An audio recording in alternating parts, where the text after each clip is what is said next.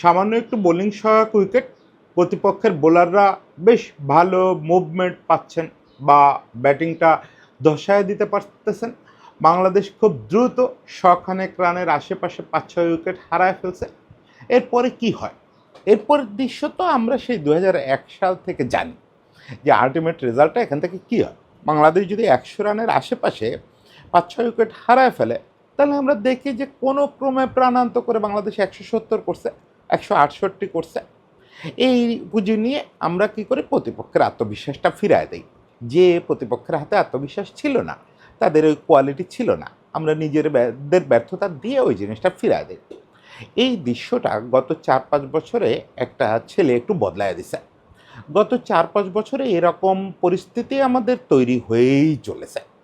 কারণ আমাদের top order, middle order বারবার ব্যর্থ হয়। ওই 26 রানে বারবার 5 উইকেট পড়ে যায়। কিন্তু এরকম পরিস্থিতিতে আবার আমরা ঘুরে দাঁড়ায় ওখান থেকে একটা বড় স্কোর করে ফেলি এবং কখনো কখনো জয় কেড়ে আনি। সেই জায়গায় সবসময় ওই 22 গজে একটা নাম কমন থাকে, একটা হিরো কমন থাকে। সেই ছেলেটার নাম লিটন দাস। আমাদের এখানে আসলে সুন্দর ব্যাটিংয়ের শেষ কথা, শুধু সুন্দর ব্যাটিং না, লড়াকু ব্যাটিং এবং মানে দিব্যি সম্মান রক্ষা করা ব্যাটিং, এটার সম্ভবত এখন শেষ কথা লিটন কুমার দাস। কখনো মেহেদী হাসান মিরাজকে নিয়ে, কখনো মুশফিককে নিয়ে, ইভেন আজকে শরীফুলকে নিয়ে মহাকাব্যিক সব ইনিংস খেলে। আজকে সে সম্ভবত বাংলাদেশের ইতিহাসের সেকেন্ড গ্রেট ইনিংসটা খেললো। তাহলে গ্রেট ইনিংসটা কার? ওটাও লিটন দাসের। ওটা হচ্ছে রাওয়ালপিন্ডিতে যে ইনিংসটা খেলছিল সেটা। এটা আমার পার্সোনাল ওপিনিয়ন। ইভেন আমি মনে করি বাংলাদেশের টপ 5 যে ইনিংস, এখানে 4টাই লিটনের ইনিংস বা কমপক্ষে 3টা লিটনের ইনিংস থাকা উচিত। আর ক্রাস্ট চার্চে তার যে সেঞ্চুরিটা, ওটাও টপ 5-এ থাকার মতো। লিটন দাস যেটা নিয়ে আমাদের দীর্ঘকালের আক্ষেপ যে মোনালিসা কেন ছবি হয়ে ওঠে না শেষ পর্যন্ত, সেই আক্ষেপটা সম্ভবত সেরকম বিশাল করে না হলেও ঘুচাচ্ছে। গত 4-5 বছর ধরে তার ব্যাট কথা বলতেছে, শুধু কথা বলতেছে না, চরম দায়িত্ব নিয়ে কথা বলতেছে, সব ফরম্যাটে চরম দায়িত্ব নিয়ে কথা বলতেছে। আজকে তার যে ইনিংস, এটা যারা দেখছেন তাদের আমি মানে বলতে গেলে ব্যর্থ হব। তারা বলবেন যে দাদা কিছুই বলতে পারলো না আমি যা দেখছি সে তুলনায়। আর যারা দেখেন নাই তারা মিস করছেন, তারা আমার কথায় বুঝতেও পারবেন না যে কী হয়ে গেছে, কী করে ফেলছে লিটন। তারপর একটা ব্যর্থ চেষ্টা করা যাক, একটু ইনিংস নিয়ে বলি আর ইনিংসটার মাহাত্ম্য নিয়ে দুটো কথা বলি। এই 3-4 বছর আগেও লিটন ছিল বাংলাদেশের ক্রিকেটের জন্য একটা মহা বেদনা, মহা আফসোসের নাম। আমি নিজেও বহুবার বলছি যে পৃথিবীতে সম্ভবত সবচেয়ে লিটন দাসকে নিয়ে সবচেয়ে বেশি বিরক্ত লোক লিটন দাস। কারণ লিটন দাস জ্ঞান হওয়ার পরে, ইন্টারন্যাশনাল ক্রিকেট বোঝার পরে থেকে শুনতেছে যে বিরাট কোহলি, সচিন তেন্ডুলকর, এই রিকি পন্টিং, এই জো রুট, এদের সঙ্গে তার তুলনা শুনতেছে। তুলনাটা করতেছে কে? দেবব্রত? না, তুলনাটা কখনো করতেছে রবিচন্দ্রন আশ্বিন, কখনো হর্ষ ভোগলে, কখনো ওয়াসিম আকরাম, কখনো ওই ডমিনিক কর্ক, এই টাইপের লোকেরা তুলনা করতেছে।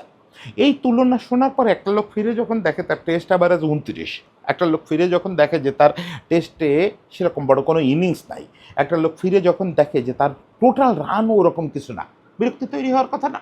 সে নিজেও বিরক্ত হয়েছে, সারা দেশ বিরক্ত হয়েছে। দেশের বিরক্তির মধ্যে একটা দারুণ হতাশা ছিল। হতাশা জিনিসটা আসে কোত্থেকে? প্রবল প্রত্যাশা থেকে। যাত্রার উপরে তো মানুষ প্রত্যাশা করে না। এই যে সারা দেশের মানুষ লিটনের নিয়ে একসময় বিরক্ত হয়েছে, এটাকে আপনি মনে করেন কেউ লিটনকে পছন্দ করে না বলে? না কি না, আমি তো বুঝি আজকে আমাদের দেশে, আমি মোটামুটি ফেসবুক পালস মানে এই সামাজিক যোগাযোগ মাধ্যমের পালস বুঝি। বাংলাদেশের সবচেয়ে জনপ্রিয় ক্রিকেটার, এটা আজকের ইনিংসের জন্য না, গত 2-3 বছর ধরে লিটন দাস। সেটা মানুষ তাকে শুরু থেকে ভালোবাসে। কারণ লিটন যখন একটা লেগ সাইডে ওই যে গ্লান্স করে, লিটন যখন কাভার থেকে শটটা করে, আজকে সেঞ্চুরির শটটা দেখছেন? ওরে ভাই রে ভাই, মানে এটা তো কাভার ড্রাইভ না, কাভার পুশ। মানে জাস্ট জেন্টেল করে বলটারে বাড়ি মেরে দিল। এই ব্যাটটা স্থির, ফলো থ্রু নাই ব্যাটের। ওই বাড়িতে বল কাভারে পৌঁছায় গেল, কাভার একদম বাউন্ডারিতে পৌঁছায় গেল। ওই যে আমি বলি যে কাভার ড্রাইভ না দেখলে ব্যাটিং দেখতেছি মনে হয় না। সেই জিনিসটা আজকে লিটন 16 আনা পোষায় দিছে যে দেখো কারে বলে কাভার ড্রাইভ, কারে বলে সুন্দর শট। অনেক দিন পরে লিটনের ইনিংস দেখলেই এমনি আসলে এরকম মন জুড়ানো সব শট সবসময় পাওয়া যায়। যেটা বলতেছিলাম যে লিটনের নিয়ে প্রচণ্ড হতাশা ছিল। সেই হতাশা হতে পারতো যে তারে পুরোপুরি শেষ করে দিছে। না, সে সেইখান থেকে রুখে দাঁড়াইছে। স্পেশালি আমরা তো টেস্ট নিয়ে কথা বলতেছি, অন্যান্য ফরম্যাট নিয়েও এই একই গল্প বলা যায়, কিন্তু টেস্টের কথা যদি বলি 2021-22 থেকে আপনি দেখবেন লিটন দিব্যি একটা ইউটার্ন নেওয়া শুরু করছে। এই ইউটার্ন তাকে কতদূর পৌঁছায় দিবে এটা এখনই মন্তব্য করা খুব কঠিন, খুব কঠিন, কারণ সে এখন ক্যারিয়ারের মধ্যগগণে তো ব্যাটসম্যান হিসাবে তার সামনে এখন অনেক সময়, ফলে এখনই মন্তব্য করা যাবে না। কিন্তু এটুকু বলা যায় যে 2021-এর নভেম্বরের আগে যে ছেলেটার টেস্ট আভারেজ 29 ছিল, আজকে ইনিংসের পরে তার টেস্ট আভারেজ 36। আপনি চিন্তা করতে পারেন 5 বছর সময়ের ব্যবধানে, 5 বছরও তো না, অ্যাকচুয়ালি নভেম্বরের কথা বলতেছি, মানে 4 বছরে একটা ছেলে তার টেস্ট আভারেজ 7 বাড়ায় ফেলছে। মানে কত সুন্দর ধারাবাহিক। সে তার ক্যারিয়ারে এই সময় 5টা সেঞ্চুরি পেয়েছে, তার মধ্যে 3টা মহাকাব্যিক সেঞ্চুরি, যে সেঞ্চুরিগুলো যে কোনো বিচারে লোকেরা গ্রেট ইনিংসের তালিকায় রাখবে। মজার ব্যাপার হচ্ছে আমি যে তার 3টা গ্রেট ইনিংসের কথা বললাম, অনেকের বিচারে আবার ওই পাকিস্তান বিপক্ষে আরেকটা সেঞ্চুরি আছে, সেটাও গ্রেট ইনিংসের তালিকায় থাকে।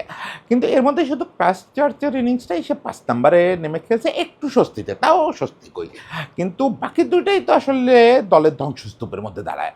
ও তো প্যাটার্নই হয়ে গেছে যে 6 উইকেট না পড়লেও ভালো খেলতে পারে না, 6 উইকেট পড়ে যাবে, তারপরে লিটন তার বিউটিটা বের করবে, তা নাহলে করবো না, ও আমি অত ভালো খেলবো না, এমনি দিন স্বাভাবিক খেলবো। পাকিস্তানের বিপক্ষে আমরা যে রাওয়ালপিন্ডি টেস্টে জিতলাম, অবশ্যই মেহেদী হাসান মিরাজের অতিমানবিক খেলার বড় ভূমিকা। কিন্তু আপনি চিন্তা করেন লিটন কী করলো, 26 রানে 6 উইকেট চলে যাওয়ার পরে ওরকম দাপুটে একটা টেস্ট ইনিংস, টেস্ট সেঞ্চুরি করে বেরোয় আসলো। আজকের অবস্থাটা চিন্তা করেন, আজকের ইনিংসটা আগেও বলছি যে আমার পক্ষে বর্ণনা করে বোঝানো সম্ভব না, বিউটিটা বোঝানো সম্ভব না, দাপটটা বোঝানো সম্ভব না, অথরিটিটা বোঝানো সম্ভব না, এবং পাল্টা আক্রমণটা বোঝানো সম্ভব না। এটা বলে বোঝানো সম্ভব না। যারা দেখেননি তারা মিস করছেন তো করছেনই, ওটা দেবব্রতর কথায় পোষাবে না। আর যারা দেখছেন তারা দয়া করে বিরক্ত হন না যে দাদা এই ইনিংস নিয়ে এত বাজে বলতেছে কী করে। কিন্তু আপনি জাস্ট কল্পনা করেন, সে যখন উইকেটে গেছে তখন 110 রান, 5 উইকেট নাই। তার চোখের সামনে বোধহয় 6 রান যোগ হতে হতে মিরাজও নাই, মানে 6 উইকেট নাই। এবার তার কাকে নিয়ে ব্যাট করতে হলো? এখন 106 রানে, 116 রানে বোধহয় 6 উইকেট নাই। সব স্বীকৃত ব্যাটসম্যান, ওই 26 পর 6-এও তো বোধহয় মিরাজ ছিল তার কাছে, এদিন তো কেউ নাই। তাইজুলকে নিয়ে ফাইটটা শুরু করলো। এরপরে এই যে শুরু হলো, দেখেন শেষ পর্যন্ত শরীফুল তার সবচেয়ে বড় পার্টনার হলো, এবং শরীফুলের কিন্তু অবশ্যই কৃতিত্ব দিতে হবে। শরীফুল যেভাবে ডিফেন্সটা করছে, মানে পুরো ডেড ব্যাটে ডিফেন্স করা আর কি যারে বলে, মনে হচ্ছিল যে একদম আসমান থেকে জিও বয়কট নেমে আসছে। আর দুর্দান্ত দুর্দান্ত ডিফেন্স করছে। কিন্তু সবচেয়ে বড় ব্যাপার হচ্ছে লিটন এই জায়গাটা কী করলো, কতগুলো জিনিস সে মেনটেন করলো। প্রথমত আজকে সকাল থেকে আমি একাধিকবার কন্টেন্ট এবং ফেসবুকে স্ট্যাটাসে বিভিন্ন জায়গায় বলছি যে টেস্টে যে আমরা শেষ শীতকালের মানসিকতা নিয়ে খেলতেছি না, যে টেস্টে বকডাউন করা খুব বাজে জিনিস। শরীফুলের জন্য ঠিক আছে, কিন্তু ওই টপ অর্ডার মিডল অর্ডারের ব্যাটসম্যানরা বকডাউন করলে শেষ। এই যে আজকে যেটা হয়েছে, আজকে দেখেন স্রেফ আমরা আক্রমণ করি নাই বলে ওরা পায়ে বসছে। ওরা কি খুব অতিমানবিক বোলিং করছে নাকি? মোটেও না, আমরা আত্মসমর্পণ করছি। এই আত্মসমর্পণ ব্যাটিং করা যাবে না। টেস্টে অতি অবশ্যই আপনাকে পাল্টা আক্রমণ করতে হবে, এবং দ্রুত পাল্টা আক্রমণ করতে না পারলে ইউ আর ফিনিশড। আজকে লাঞ্চের পর যখন আমরা টানা 6 ওভারে 5 রান করলাম, তখনই আমরা আসলে খেলা ওদের হাতে দিয়ে দিতে চাইছে, যে আমরা বক ডাউন করে ফেলছি। আলটিমেটলি কিন্তু সেই মুশফিক শান্ত দুজনই আউট হয়ে গেছে ওই সময়, যে দুজন ছিল। যাই হোক, সমালোচনা না করি, মূলত লিটনের কথা বলতেছি। লিটন তখন কী কী দেখালো দেখেন। প্রথমত হচ্ছে বকডাউন করলো না, সে কিন্তু বকডাউন করে নাই। সে ওভারে যে কটা বল নিজে খেলছে, সে কটা বলের মধ্যে 1-2 কাউন্টার অ্যাটাক করছে। কখনো 2 রানে শেষ হয়েছে ব্যাপারটা। সিঙ্গেল তো কমপক্ষে 30টা সিঙ্গেল বোধহয় ছেড়ে দিছে। সিঙ্গেল নিব না, নেয় নাই। ওভারের প্রথম 4 বলের মধ্যে সে কোনো সিঙ্গেল নেবে না, একটা প্রতিজ্ঞা করে রাখছে। সে ওই সিঙ্গেলগুলো ছেড়ে দিচ্ছে, ডাবল হলে নিচ্ছে, নতুবা 4 বা 6, 4-6 তো মারলো সেঞ্চুরির পরে, 4 মেরে যাচ্ছে, মানে পাল্টা আক্রমণ চলবে। আমি এখানে চুপ করে থাকতে আসি নাই। আচ্ছা কী হতো লিটন যদি 200 বল খেলে ফেলতো এবং এই সময় আউট হয়ে যেত, লিটনের মোট রান যদি হতো 48, আমাদের লাভটা কী হতো? লিটন হয়তো 48 নট আউট নিয়ে নামলে, বেরোলে তার অ্যাভারেজটা এর চেয়ে বেশি থাকতো, তার অ্যাভারেজটা কিন্তু এর চেয়ে বেটার হতো না, আমাদের কোনো লাভ হতো? ওই ব্যাটিংয়ের কোনো দরকার আছে? আমরা বহু ব্যাটসম্যানের কাছ থেকে যেটা দেখছি, ওই ব্যাটিংয়ের আমাদের কোনো দরকার আছে? বায়ো ব্যাটিং আপনি আপনার নেটে গিয়ে করেন, আমরা 22 গজে হিরো দেখতে চাই, বাংলাদেশের হিরো, আমরা পার্সোনাল হিরো দেখতে চাই না। ফলে আপনি যখন ওখানে 200 বল খেলবেন, আমার টিমকে প্রোডাকশন দিয়ে আসতে হবে। আপনি কতক্ষণ থাকলেন তাতে আমার কিছু যায় আসে না। সেই জিনিসটা লিটন করতে পারছে, কাউন্টার অ্যাটাকটা করতে পারছে। 2 নাম্বার হচ্ছে যেটা বলতেছিলাম যে সে প্রচুর সিঙ্গেল করছে, ডিক্লাইন করছে। কারণ কি? কারণ হচ্ছে টেইল এন্ডারের সঙ্গে কীভাবে ব্যাট করতে হয়। টেইল এন্ডারের সঙ্গে ব্যাট করা মানে এই না নিজে লুকায়ে থাকা। আপনি ব্যাটসম্যান বোলাররে এক্সপোজ করে দিবেন ব্যাটাতে, দিয়ে আপনি এপাশে নট আউট থাকার চেষ্টা করবেন। This is bullshit batting. Sorry, এই জাতীয় শব্দ ব্যবহার করার জন্য খুবই দুঃখিত। আমি আমার কন্টেন্টে করি না, কিন্তু এটা আমার কাছে অত্যন্ত বিরক্তিকর একটা প্যাটার্ন মনে হয় যে একজন স্বীকৃত ব্যাটসম্যান ওভারে 4-5টা বল নন স্ট্রাইকে বসে থাকতেছে আর মানে টেইলকে দিয়ে ওইটা খেলাচ্ছে। এটা খুব খারাপ, খুব খারাপ। এবং বিশেষত আমাদের টেইলে হচ্ছে বেশিরভাগ বাচ্চা, তাই জলটা বাদ দিলে বাকিরা সবগুলো বাচ্চা। এদের উপরে এই প্রেশার দেওয়া যায়? হ্যাঁ, শরীফুলকে যখনই লিটন 2 বল খেলতে দিচ্ছে, 3 বল খেলতে দিচ্ছে, তখনই শরীফুল সেটা দুর্দান্তভাবে করছে। কিন্তু লিটন কী করছে? লিটন, শরীফুল, তাইজুল প্রত্যেককে শিল্ড করছে। কি অসাধারণভাবে! একটা স্মার্ট ব্যাটসম্যান, একটা দায়িত্বশীল ব্যাটসম্যান তো এই যে শুধু আমি ওই বিপর্যয় থেকে টেনে তোলার চেষ্টা করব তা না, শুধু কাউন্টার অ্যাটাক করব তা না। আমি আমার টিমের বাচ্চাদের বা বোলাররাও তো ব্যাটিংয়ের অর্থে বাচ্চা, সেটা তাইজুল হলেও প্রত্যেকেই বাচ্চা, ওরা তো ব্যাটিং পারে না। ওদেরকে শিল্ড করব। আমি আমার ইনিংসটা টেনে তুলে নিয়ে যাব। আমি সেঞ্চুরি করে সন্তুষ্ট থাকবো না, সেঞ্চুরি করে মানে ইচ্ছা করে উইকেট দিয়ে আসবো না, অ্যাটাক করতে থাকবো যত বড় করতে পারি ইনিংস। হ্যাঁ, 126-এ গিয়ে থেমে গেছে। 126 নাম্বারটা খুব ছোট্ট, খুব ছোট্ট। মহাকালের বিবেচনায়, টেস্টের বিবেচনায় এটা কোনো নাম্বারই না। লোকেরা 300-400 করে টেস্টে, 126টা কী? কিন্তু যদি ইতিহাসে রাখতে চান আমাদের দেশের ক্রিকেটের, তাহলে এটা একটা ইতিহাস হয়ে থাকবে। এই রকম মানে একটা মহাকাব্যিক বলি, এই ইনিংসটার মধ্যে যত ধরনের কাব্য আছে, প্রতিরোধের কাব্য আছে, পাল্টা আক্রমণের কাব্য আছে, সতীর্থদের রক্ষা করার কাব্য আছে, দলকে উদ্ধার করার কাব্য আছে। এইরকম মহাকাব্যিক ইনিংস বাংলাদেশের খুব একটা আসেনি।